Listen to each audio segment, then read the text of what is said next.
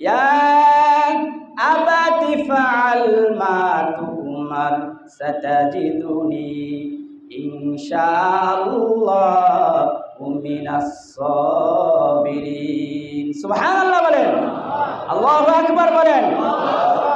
আব্বাজান, আপনি যে হুকুমে আদিষ্ঠিত হয়েছেন, আব্বাজান আপনি হুকুম পালন করার ক্ষেত্রে বিলম্ব করবেন না।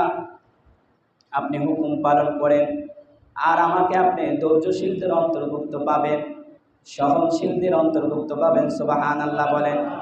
এবার ইসমাইল বলতেছে, আব্বাজান আপনি আমার হাতগুলো ভালো করিয়া বেঁধে নেন, আমার পাগুলো ভালো করিয়া বেঁধে নেন। আব্বাজান আমার জামাটা আপনি খুলিয়া নেন। ও আব্বাজান আমার এই জামাটা আমার মাকে দিবেন। আপনি যে আমাকে রেখে চলে গেছেন, আমার মা আমাকে অনেক কষ্ট করে লালন পালন করেছেন। আব্বাজান আপনি আমাদেরকে রেখে চলে